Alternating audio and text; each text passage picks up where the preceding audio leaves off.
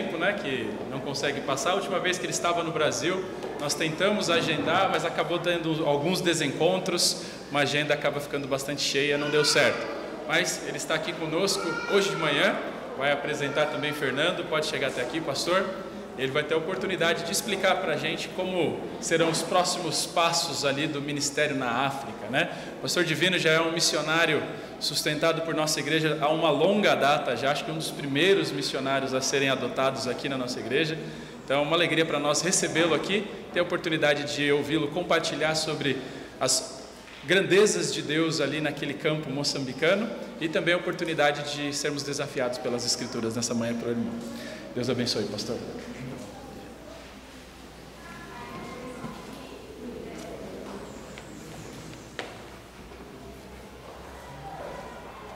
Bom dia. É uma enorme alegria poder estar de volta no vosso meio e ver, acho que há alguns anos, quase 2 anos, que eu não vejo uma igreja assim tão repleta de pessoas, desde que começou essa pandemia, né? Mas graças a Deus aqui no Brasil está melhorando a situação e mesmo aqui visitamos algumas igrejas no Brasil, mas é a primeira assim repleta de pessoas adorando a Deus, também orando para que a gente não seja propagador dessa doença, mas eu creio que a maioria daqui já estão vacinados com primeira ou segunda dose, então isso já ajuda bastante, né? Quero começar com Isaías capítulo 6, eu não vou ler os versículos anteriores por causa do nosso tempo, mas aqui Isaías está falando da purificação da sua vida, do chamado dele, mas eu quero só focar no versículo 8, falando da minha salvação. Depois que fui salvo, eu também senti o desejo de trabalhar, servir ao Senhor mais fielmente. E depois o versículo 8 diz assim: depois disto ouvi a voz do Senhor que dizia: a quem enviarei e quem há de ir por nós? Disse eu: eis-me aqui, envia-me a mim. Então eu aceitei Jesus Cristo como Salvador, ainda jovem, e senti logo o chamado de Deus para o ministério, e para me preparar, na verdade, e Deus depois me chamou para o ministério, e Deus nos deu o privilégio de estar no continente africano por 19 anos, ministrando lá, e 8 anos com a fundação da nossa primeira igreja, e nós vamos então estar passando um vídeo, um resumo do ministério feito lá, e depois eu falo mais sobre a questão porque saímos de lá e todas essas coisas. Mas como o pastor falou, em 2018 nós viemos aqui e tentamos agendar essa viagem, e pastor Fernando estava visitando também, e tínhamos o propósito de vir aqui, mas as circunstâncias não permitiu que a gente chegasse, e Deus deu o privilégio dele vir novamente esse ano, e hoje ele está aqui. Então é plano de Deus que ele viesse aqui na igreja, né, para os irmãos poderem conhecê-lo. Então vamos passar o vídeo e vocês vão ver um pouco do que Deus fez através de nós e usando cada um de vocês que contribuiu, orou e participou desse ministério lá. Então o resultado disso não é só nosso, é de cada um de vocês.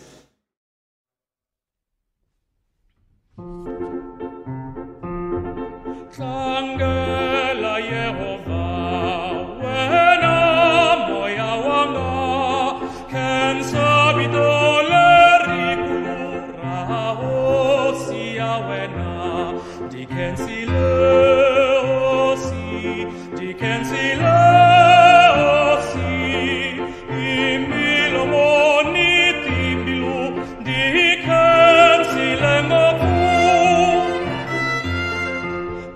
Sani Yehovah, tin sumita osi, winatin impitayena, tin witirelaka, diken sile osi, diken sile osi, imilomoni timbilu, diken sile moku.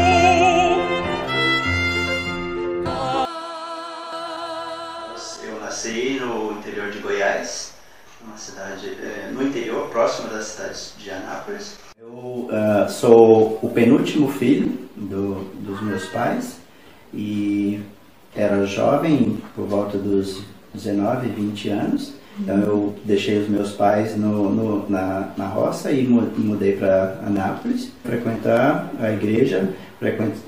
Fiz uma decisão, entre aspas, mais emocional e continuei assistindo à igreja. E aí, depois de alguns problemas na minha família, foi quando eu reconheci realmente que eu não tinha Cristo como Salvador, e aí eu aceitei Jesus Cristo como o sacrifício perfeito como pagamento dos meus pecados. Convertida, e eu assisti um culto, foi interessante porque eu fui na curiosidade, porque o pastor da igreja era americano, e ela me chamou para o almoço, e eu fui na curiosidade de comer aquela comida, achando que a comida de americana era diferente, e daí assisti uma escola dominical, e fui várias vezes, né, à igreja, até que então eu resolvi entregar minha vida. Deus queria mais de mim do que simplesmente ficar ajudando na igreja. Naquele momento eu não tinha um chamado específico para fazer algo, mas eu sentia que eu tinha uma necessidade de me preparar. Eu fui para o seminário, estudei, me formei. Depois da formatura, Maria e eu nos casamos. Maria foi para o seminário. Eu senti a convicção que Deus estava dizendo: olha, eu quero usar você no trabalho missionário. Eu disse para Deus: olha, eu estou disposto a ir onde o Senhor quiser. E aqui no primeiro ano que nós chegamos, eu perdi os meus pais. Minha mãe faleceu poucos meses depois que chegamos aqui, meu pai 1 ano e pouco depois. E Deus nos trouxe para cá, Ele tem um propósito para isso. Eu sou muito família, mas eu senti bastante ficar distante. Aqueles também são pessoas, né? Têm as mesmas dificuldades, né, emocionais, e que eles precisam ser bem acolhidos, né? Para que eles possam enfrentar, porque na verdade eu penso assim, eles não são missionários, os pais sim, então fica uma carga em cima deles, tá? Uma pressão muito grande. Tem que ser pregado o evangelho para ele como uma criança normal, e quando ele aceita Cristo como Salvador, ele tem que ser ensinado a servir a Cristo da mesma maneira, mas nem sempre ele vai seguir o mesmo caminho que os pais. O missionário tem uma peculiaridade. Tem muitos jovens nossos que têm desejo de trabalhar na obra como pastor, talvez alguns até como missionário, mas a situação econômica do país não é nada favorável com relação a sustento financeiro da igreja. A minha oração e o meu desejo é que as igrejas no Brasil possam se interessar em estar apoiando esses futuros líderes em termos financeiros. Então precisamos de alguém para nos substituir, né? Que as igrejas possam estar orando e também se dispondo para apoiá-los, mesmo com a ausência de nós como missionários.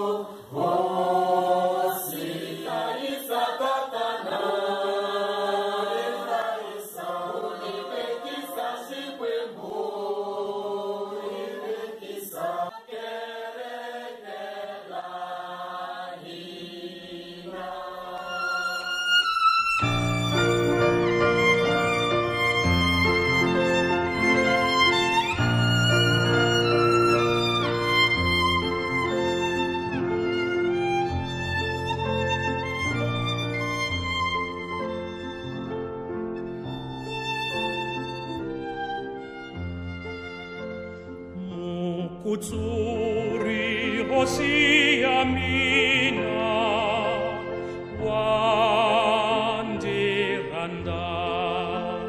Kuturisa manawa mina wandiranda Rirandura munura hela Kutaka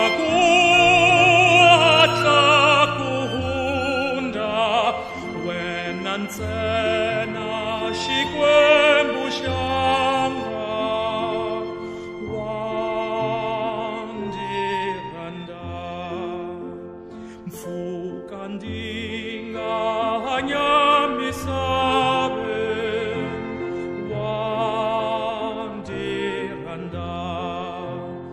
di kondang dia fika kufen wandiranda di hanyela Yesu amina di tsakela uranda yena shamnandiha kuimbelela wandiranda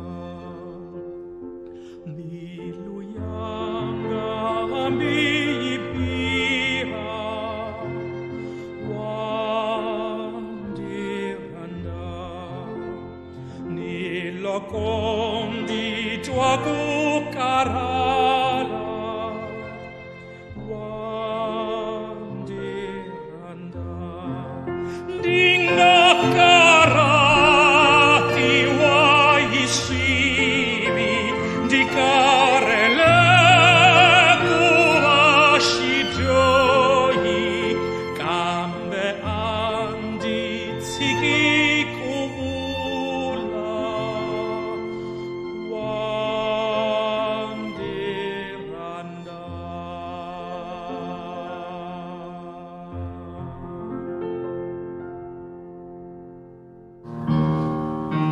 Deus nada faz sem um plano de ação.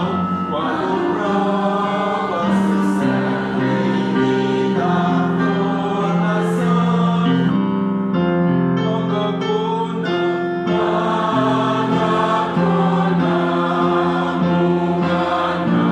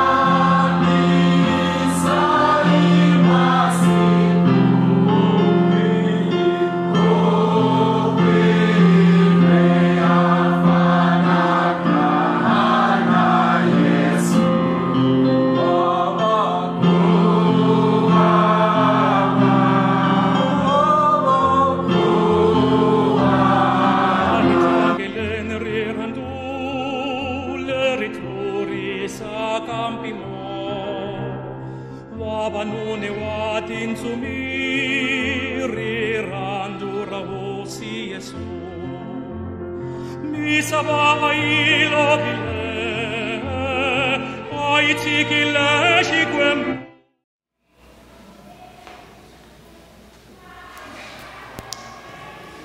Como eu disse, nós chegamos lá em Moçambique há 19 anos atrás e Deus nos deu o privilégio de poder desenvolver esse ministério lá, com o apoio e participação de cada um de vocês. E depois de alguns problemas de saúde, então, sentimos a direção de Deus com o apoio da nossa igreja enviadora e também da MBBF, que estava na hora de deixarmos o campo. E Deus respondeu positivamente esse nosso pedido e também levantou o pastor Fernando para responder sim ao nosso convite de assumir aquele trabalho e dar continuidade na obra que Deus começou ali. E trabalhamos isso durante esse último ano.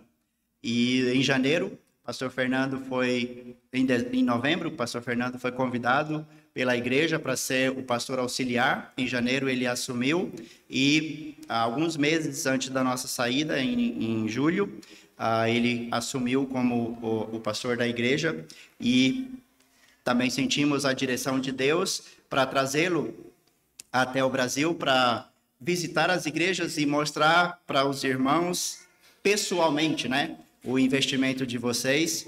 E também tivemos o apoio da igreja e também da MBBF para trazê-lo para cá.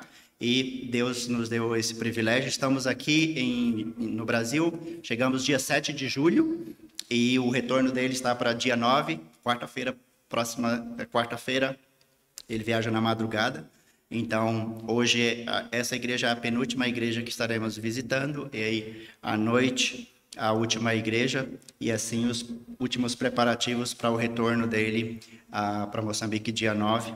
Então, peço que os irmãos estejam orando pelo ministério dele lá, e também pelo nossa vida aqui. Não sabemos o que Deus tem para nós aqui no Brasil. Retornamos, estamos tentando cuidar um pouco da saúde e buscando a direção de Deus, se vamos continuar em um ministério aqui no Brasil ou se vamos auxiliar em uma igreja local. E ainda está tudo, Deus ainda está, não clareou a nossa mente, mas estamos fazendo aquilo que Deus tem aberto as portas para fazer. E eu creio que no tempo certo Deus vai mostrar o que Ele quer para nós, e Deus sabe que eu tenho o coração em missões.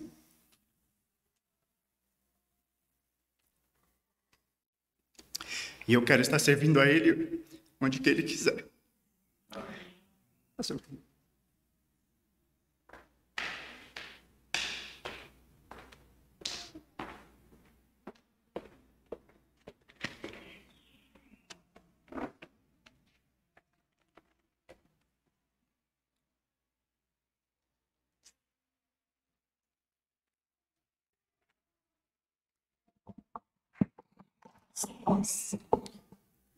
Bom dia.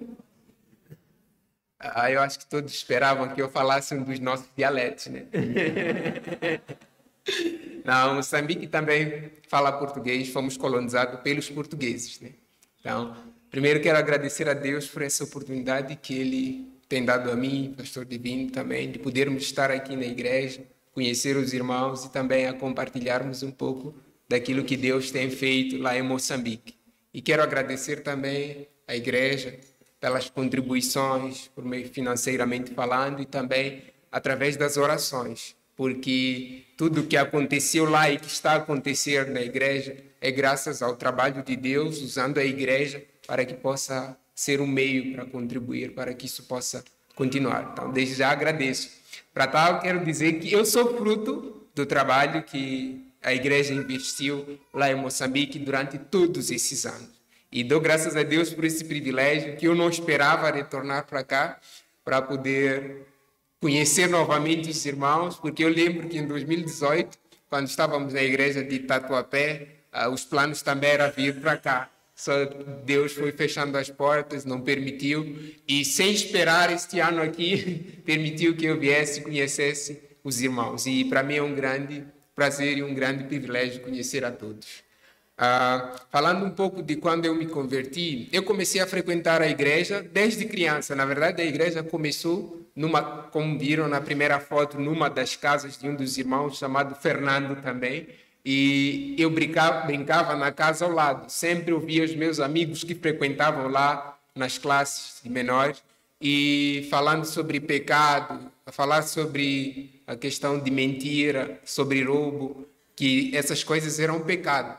E às vezes, quando era para falar a verdade, a primeira coisa que diziam era mentira é pecado, e faziam uma pergunta que você precisava responder corretamente. Mas eu ainda não tinha uma compreensão exata do que isso significava e qual é o verdadeiro sentido disso. Aí, eu, querendo me inserir mais no grupo, procurei um dos jovens da igreja para me explicar mais sobre essa questão de salvação, porque eles falavam sempre, precisa aceitar a Cristo como seu Salvador, mas eu não entendia o propósito. Então, para poder estar no grupo, procurei um desses jovens para conversar com ele nesse sentido. Aí ele me explicou o plano de salvação. Mas como os meus planos eram me inserir no grupo, então, aparentemente, para ele, fingi ter tomado uma decisão de entregar minha vida a Cristo. Mas, na verdade, não foi isso que aconteceu. Depois que terminamos de conversar, das explicações, tudo lá, eu disse para ele que sim, tinha entendido que tinha entregado minha vida a Cristo, mas era apenas para... Aqui usam a expressão para o inglês ver, né? Ali era para o amigo ver, né? Então, depois daquilo, compartilhei com os meus amigos, aí eu estava um pouco mais inserido no grupo.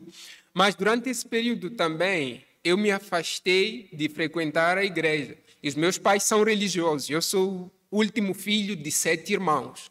E o meu pai já é falecido em 2009, e eles frequentam uma das igrejas lá, que é uma igreja mais, digamos, que está cheia de sincretismo religioso. Então, obrigado. Então, isso fez com que eu parasse e pensasse nesse sentido. Na verdade, minha mãe que me perguntou, porque percebeu que eu já não mais frequentava nenhuma igreja. E durante o período que eu frequentava lá e me distanciei um pouco, eu comecei a ganhar paixão pelo futebol. Aí eu comecei a me envolver mais para o futebol, fui no clube, comecei a treinar e ia desenvolvendo na perspectiva futebolística. Mas os meus planos todos estavam voltados para o futebol. Já não pensava mais nada a fim de me profissionalizar mais academicamente falando. Então, só para os irmãos terem ideia, eu saía de casa às 6 e só retornava por volta das 18, 19, porque o período da manhã era período de treinos e à tarde era escola. Mas, geralmente, a produtividade na escola era reduzida por causa dessa carga horária. Então, eu fui percebendo que isso ganhava mais tempo de mim. E minha mãe me fazendo essa pergunta, não, você precisa primeiro frequentar uma igreja, ou a igreja aqui onde você frequentava um tempo atrás, ou nossa igreja lá. Aí eu me via ter que tomar uma decisão. Aí eu decidi frequentar a igreja aqui que o pastor tinha iniciado, porque eu compreendia o português, e na igreja da minha mãe falavam um dialeto chamado Shitsua, que é derivado de Xangana. Um dos hinos os hinos que cantaram aí era nesse dialeto. E era bem distante, eram 30 minutos para chegar lá a pé, né? Então aí eu preferi frequentar a igreja do pastor. E durante esse tempo eu ia uma vez a outra, mas nessa vez a outra, um dos amigos veio entregar sua vida a Cristo. Aí eu comecei a avaliar minha vida com relação a isso. E aí eu procurei a ajuda de um dos jovens chamado Apólito e também do pastor, para eu poder compreender com mais precisão sobre essa questão de entregar a vida a Cristo ou crer no Senhor Jesus Cristo como Salvador. Aí eu fui indo uma vez a outra, mas o que acontece é que eu ia à igreja, mas eu sempre controlava a hora para poder sair e ir aos jogos, porque os jogos eram realizados nos finais de semana. Então havia sempre esse conflito. E às vezes eu estava no culto, mas a minha mente não estava concentrada na adoração a Deus, mas sim no tempo que ia terminar o culto para poder ganhar tempo de chegar lá. Aí sempre fazia isso. E às vezes precisava faltar no culto para ir estar lá no clube para efetuar o jogo. Então, minha vida sempre foi nesse sentido, antes mesmo, depois que eu vim a procurar pastor e o Apólito para me aconselhar nesse sentido. Mas eles trabalharam muito na questão de entendimento sobre salvação. Daí que eu pude compreender o amor de Deus por mim, mesmo eu sendo pecador. Aí eu vim entregar minha vida a Cristo, a ver que, de fato, só Ele pode me salvar, porque Ele morreu na cruz pelos meus pecados. Aí eu vim entregar minha vida a Cristo no intervalo de 2011, 2012. E agora, a partir de 2013, 2014, durante o aconselhamento que eu tinha, eu me vi confrontado com relação à decisão que eu precisava tomar de futebol ou as coisas de Deus. E nesse meio termo, um dos versículos que mais fica na minha mente está a partir do verso do livro de Marcos, verso 9, capítulo 9, na verdade, a partir do verso 33 em diante.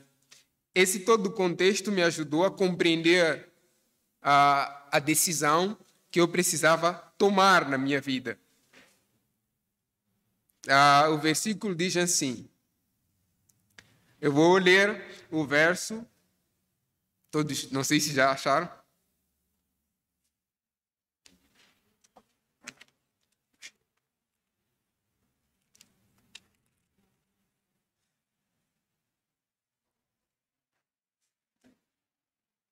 Marcos 8, verso 34 diz assim. Eu tinha dito 9. Marcos 8, por favor, desculpe. E chamando a si a multidão com os seus discípulos, disse-lhes: se alguém quiser vir após mim, negue-se a si mesmo e tome a sua cruz e siga-me. Porque qualquer que quiser salvar a sua vida, perdê-la-á. Mas qualquer que perder a sua vida por amor de mim e do Evangelho, esse o salvará. O versículo 36 foi o que me fez tomar a decisão de abandonar as coisas do futebol para servir a Deus, que diz: pois que aproveitaria o homem ganhar todo o mundo e perder a sua alma? Ou que daria o homem pelo resgate de sua alma? Então, esses versículos me fizeram refletir com relação à decisão que eu precisava tomar. E em 2015, graças a Deus, eu joguei em 2014, mas 2015. No final, na verdade, final de 2014, aí eu precisava tomar a decisão se abandono ou continuo. Aí eu fui ter com um dos que seria o meu próximo treinador para falar para ele sobre isso. E esse era pastor de uma das igrejas. E ele respondeu que se estivesse na minha posição, deixaria o futebol de lado e serviria a Deus. Hoje eu entendo isso como uma resposta de Deus, porque na verdade eu fui procurar a ele mais para ele me ajudar a ajustar essas duas coisas. E de lá para cá tenho servido a Deus. Quando tomei a decisão de abandonar o futebol, meu desejo era servir a Deus de todo o meu coração, me envolver com o trabalho e aprender mais e mais. Quando isso aconteceu, comecei a procurar uma das jovens que ensinava na classe do clube bíblico e da escola dominical para me ensinar sobre como ensinar as crianças. Aí eu me envolvi com o ensino das crianças e também, pastor, tivemos algumas aulas de homilética e não só de homilética, assim como mais tarde tivemos aulas do instituto que iniciou e depois disso também tivemos que parar o instituto depois de 6 módulos por causa da pandemia e depois disso fiz o instituto online. E durante 2018, Deus me deu a oportunidade de vir para cá, mas o que eu tinha no coração era vir conhecer aqueles irmãos que estavam a servir a Deus com um coração íntegro, no sentido de ver pessoas que estão a servir a Deus, até mesmo os pastores. E o meu grande desejo era conhecer o Seminário Batista Regular do Sul. E durante a vinda para cá, eu fui lendo um livro que me ajudou a compreender mais sobre a questão do chamado ministerial. E eu me senti desafiado a servir a Deus integralmente. Então, eu fui ao seminário. Quando cheguei ao seminário, vi a quantidade dos alunos que era reduzido. E isso chamou muito a minha atenção, porque eu percebi que Deus usa o remanescente para continuar a sua obra. E eu vi na vida de cada um daqueles alunos como Deus queria trabalhar na vida dele. E aquilo serviu de confirmação para mim sobre a questão de envolvimento com o ministério em si. E de lá para cá eu voltei, coloquei no coração ajudar o pastor com jovem, já que ele não tinha essa ajuda, e fui sendo diácono da igreja. E durante todo esse tempo Deus foi trabalhando no meu coração com o desejo de retornar para cá para fazer o seminário. Mas eu sabia que um dia poderia surgir a questão de ou eu ir para o seminário ou eu dar continuidade ao trabalho lá. Mas a questão era, qual dessas duas coisas eu ia escolher? Porque se eu escolho ir para o seminário, o propósito do seminário é me formar para voltar e continuar o trabalho. E se eu continuo o trabalho, terei que investir mais tempo estudando, porque preciso de conhecimento para tal. Mas qual dessas duas coisas vale a pena fazer? Todas as duas valem a pena fazer, mas eu vi que se eu coloco o seminário em primeiro lugar, estaria a colocar aquilo que é o meu desejo em primeiro lugar, porque o propósito final é a obra de Deus. Aí eu decidi entregar minha vida para servir a Deus na obra, dando continuidade. Já é no meu coração, mas com o propósito de ir para o seminário. Não sabia quando o pastor ia sair. E quando chegou a época de pastor sair, que foi ano passado, que intensificaram-se os problemas de saúde, aí a questão veio à tona. Então, precisava tomar uma decisão nesse sentido. Aí, pastor veio, conversou comigo muitas vezes sobre isso e colocou isso no meu coração para que eu pudesse estar a orar nesse sentido. Aí eu orei, pedi direcionamento de Deus, mas eu já tinha uma resposta. Mas eu não queria dar uma resposta equivocada. Então, por essa razão que primeiro precisei orar para depois confirmar a questão de que estou sim disposto a dar continuidade à obra. Aí a igreja fez este convite que começamos no início deste ano como pastor auxiliar, e agora que o pastor retornou para cá, querei dar continuidade. Mas sei que na volta terei muitos desafios e precisarei investir muito tempo estudando. E para tal, conto com as orações dos irmãos. E, desde já, sou muito grato por isso. E espero que os irmãos olhem pelo campo lá e não desistam deles lá, de nós lá, porque nós iremos sempre mandar relatórios através do pastor, da missão também, para comunicarmos como é que as coisas estão. Então, isso foi o que Deus permitiu que acontecesse na minha vida. E agora, um pouco do desafio da palavra de Deus, eu quero convidar que abramos nossas Bíblias para o livro de Mateus, capítulo 9.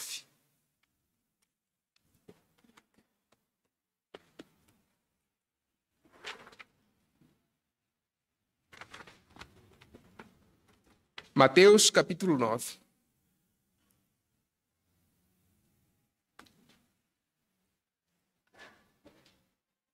A partir do verso 35. Diz assim a palavra de Deus, em Mateus 9, a partir do verso 35. E percorria Jesus todas as cidades e aldeias, ensinando nas sinagogas deles e pregando o evangelho do reino, e curando todas as enfermidades e moléstias entre o povo. E vendo as multidões, teve grande compaixão delas, porque andavam cansadas e desgaradas, como ovelhas que não têm pastor. Então disse a seus discípulos: a ceifa é realmente grande, mas poucos os obreiros. Rogai, pois, ao Senhor da ceifa que mande obreiros para a sua colheita. Oremos.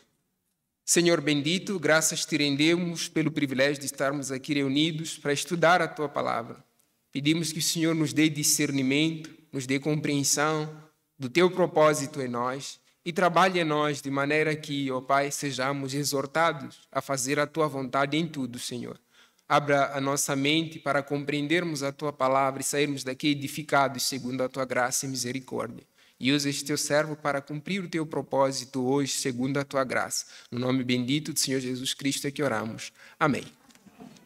Eu gosto de iniciar, geralmente, este desafio, não citando especificamente esse texto, mas citando um dos textos que nos é ensinado desde criança, que é o texto de João 3,16, que diz: porque Deus amou o mundo de tal maneira que deu seu Filho unigênito, para que todo aquele que nele crê não pereça, mas tenha vida eterna.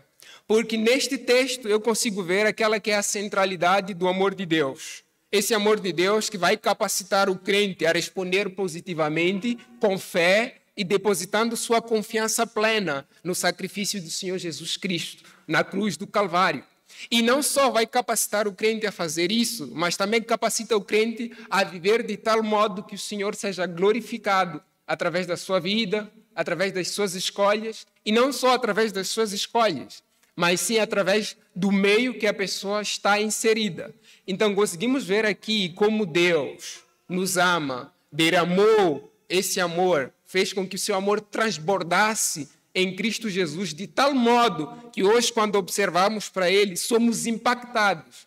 Mas esse impacto deve causar em nós, primeiro, um olhar fixo no Senhor Jesus Cristo. É Ele agora que vai nos dar um novo modo de proceder, é Ele agora que vai capacitar-nos para aquela que é a sua vontade. E por isso nós podemos compreender com exatidão quando Mateus, capítulo 10, e o verso 24, diz assim: não é o discípulo mais do que o mestre, nem o servo mais do que o seu senhor. Basta ao discípulo ser como seu mestre e ao servo como seu senhor. Se chamaram Beelzebu ao pai de família, quanto mais aos seus domésticos. Mas não somente esse versículo, mas o verso 37 que diz: quem ama o pai ou a mãe mais do que a mim, não é digno de mim. E quem ama o filho ou a filha mais do que a mim, não é digno de mim. E quem não toma a sua cruz e não segue após mim, não é digno de mim. Quem achar a sua vida, perdê-la. E quem perder a sua vida por amor a mim, de mim, achará. Quem vos recebe a mim, me recebe. E quem me recebe a mim, recebe aquele que me enviou.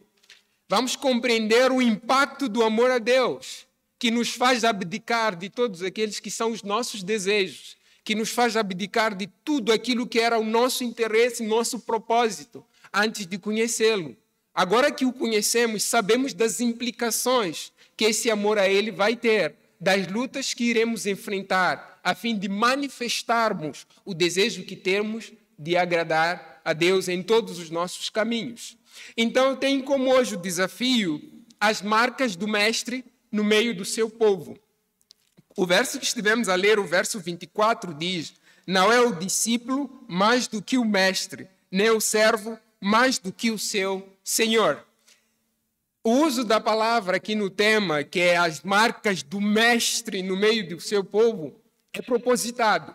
É propositado porque nós temos 3 tipos de mestres que se espalham hoje em dia no mundo. Primeiro, podemos compreender, à luz da cultura grega, que os mestres pré-socráticos, eles tinham como objetivo explorar a mente humana para mostrarem até onde ela pode ir, na verdade, até onde ela muito mais pode ir, para extrair o conhecimento, a verdade, através das experiências. Quanto mais profundo eu for, mais sábio eu irei me tornar. Mas para tal, eles também precisavam ter seguidores, aqueles que estavam perto deles, para aprender, para também saberem como filosofar.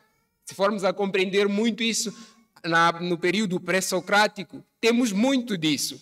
Mas isso é a cultura grega. Mas parte da cultura grega tem se enraizado nos dias atuais, com aquilo que eles chamam de eudaimonia, que é a busca pela felicidade em si.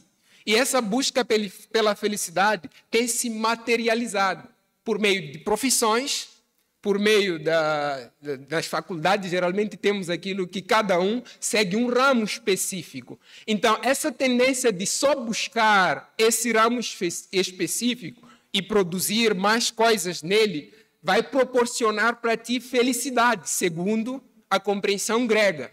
Mas se olharmos um pouco também para a cultura judaica, vamos perceber que aqueles que eram responsáveis para conduzir o povo nos caminhos de Deus acrescentavam coisas e tiravam coisas. Ou seja, eles estavam a diluir a verdade das Escrituras por intermédio daqueles que eram os seus prazeres. Aqueles que deveriam ser responsáveis de conduzir o povo numa adoração sincera, numa adoração verdadeira e numa adoração que reflita a santidade de Deus. Eles estavam a apelar mais para Ele. E no capítulo 22, 23 de Mateus, vamos encontrar Jesus a repreender os fariseus, aqueles que estavam a conduzir o povo para os caminhos errados. E em terceiro lugar, temos o Mestre que rege os nossos corações. E o Mestre que rege os nossos corações é esse que nós queremos trazer aqui, a fim de que Ele possa nos capacitar para vivermos de tal modo que Ele seja glorificado. Em João capítulo 14, verso 6, ele diz: eu sou o caminho, a verdade e a vida. Ninguém vem ao Pai senão por mim. Ou seja, agora ele está a chamar o povo a prestar atenção nele, a olhar para ele como o único meio de viver para a glória de Deus, a chamar atenção para ele como o único meio que pode dar livramento do pecado. E não só, ele incorporiza aquilo que é o Mestre no seu sentido pleno. E é esse sentido pleno que faz com que ele nos mostre, através das suas atitudes, como nós hoje devemos servi-lo, como nós devemos nos deixar capacitar através daquele que é o exemplo que ele deixou para nós aí. Quando nós lemos aí nos versos, a partir do verso 36, que diz: e percorria Jesus todas as cidades e aldeias, ensinando nas sinagogas dele e pregando o evangelho do reino. Podemos nos fazer 3 perguntas para encerrarmos o nosso estudo hoje aqui. Vamos tratar dentro de 3 perguntas. A primeira pergunta é: por onde Jesus andava? Qual era a preocupação de Jesus quando esteve aqui no mundo? O verso nos responde, que diz: e percorria Jesus todas as cidades e aldeias, ensinando nas sinagogas deles e pregando o evangelho do reino e curando todas as enfermidades e moléstias entre o povo. Conseguimos compreender aqui que a prioridade de Jesus, quando esteve aqui no mundo, era andar pelas cidades, pelos povoados. Era sair do seu lugar de conforto, digamos assim, como ele é o Deus onipotente, o Deus todo-poderoso, que merece toda a glória, que encarnou na pessoa do Senhor Jesus Cristo. Podemos compreender que ele podia muito bem ficar na dele e ordenar os homens a espalharem o seu evangelho. Mas não, ele tomou a iniciativa de andar pelos povos. E não só de andar pelo povo, mas sim de alcançar aqueles que estavam distantes, aqueles que estavam nos outros, digamos assim, nos dias atuais, nos outros bairros, aqueles que estavam nos outros países posteriormente. No contexto aqui, encontramos ele sendo enviado apenas para o povo de Israel. E nos versos a seguir, do capítulo 10, vamos compreender quando ele envia seus discípulos para apenas a nação de Israel. Mas antes disso, vamos compreender que esta necessidade de sair da zona de conforto deve pairar também para todos aqueles que são salvos em Cristo Jesus. Para todos aqueles que olham para o Senhor Jesus Cristo como o mestre que dirige os seus corações. Não como aqueles que olham para os seus próprios prazeres, mas aqueles que se deixam capacitar através do exemplo que o Senhor Jesus Cristo nos deixou. E Jesus percorria todas as cidades, todos os povoados, mas a finalidade dele percorrer todas essas cidades, vamos encontrar na segunda pergunta, que é: o que que Jesus fazia ao percorrer essas cidades, esses povoados? E o texto nos responde ainda e diz: e percorria Jesus todas as cidades e aldeias, ensinando nas sinagogas deles e pregando o evangelho do reino e curando todas as enfermidades e moléstias entre o povo. A prioridade de Jesus está aí. Ele ensinava nas sinagogas, corrigia o falso ensino que estava a pairar entre aqueles que deveriam conduzir o povo nas verdades da lei dada por Deus, a lei de Moisés, a lei que os profetas deixaram para o povo, as repreensões que os profetas deram durante o período em que o povo estava a distanciar-se do Senhor. Agora o Senhor Jesus vem e ensina nessas sinagogas, corrige o falso ensino que estava a ser propagado por intermédio desses que eram os líderes do povo. Mas não só ele ensinava nas sinagogas dele, assim como ele próprio pregava o evangelho do reino, aquilo que Isaías chama do ano aceitável. Do ano aceitável. E que deve também pairar em nós, que a nossa prioridade não é só sair, mas também sair com algo para deixar algo por onde nós andamos. E esse algo é a palavra de Deus. É o testemunho fiel das Escrituras. E só então podemos ter uma compreensão exata, e fechando o nosso contexto nas palavras posteriores. O que Jesus viu quando olhou para a multidão? Como ele se sentiu quando olhou para a multidão? E o que ele fez depois disso? O verso 36 diz: e vendo as multidões, teve grande compaixão delas, porque andavam cansadas e desgaradas como ovelhas que não têm pastor.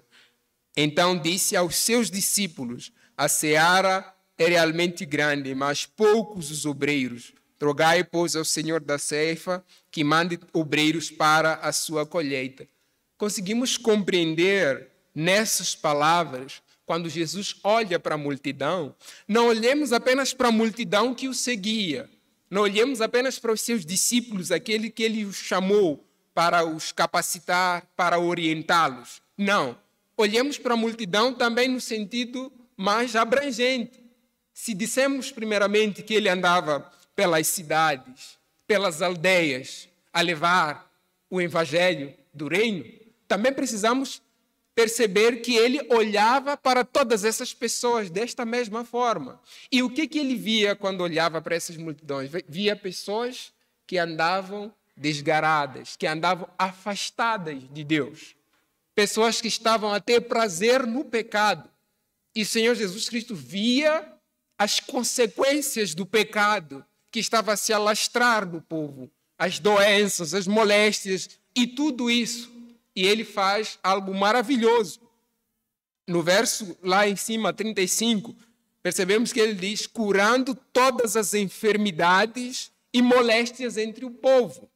E na época lá acreditava-se que essas coisas eram consequência do pecado, que o pecado passava para o outro e como consequência tinha essas doenças e tantas outras coisas para aquele membro da família. E era Deus que estava a enviar castigo para eles. Mas Jesus, ao efetuar essas curas, esses milagres, estava a atrair o povo para si, estava a fazer coisas que eram prerrogativas divinas, coisas que eram particulares de Deus e que deveria chamar a atenção ao povo ao olhar para ele, que era o Deus encarnado. Conforme Filipenses vai também nos falar sobre o esvaziamento de Cristo, em vir ao mundo, andar no meio daqueles que são pecadores, mas a fim de trazer luz para os homens, a fim de conduzir os homens para aquela que é a vontade de Deus para as suas vidas. E só então, ao compreendermos que Jesus também chama para si e mostra essas prerrogativas divinas, ele ensina sobre dependência.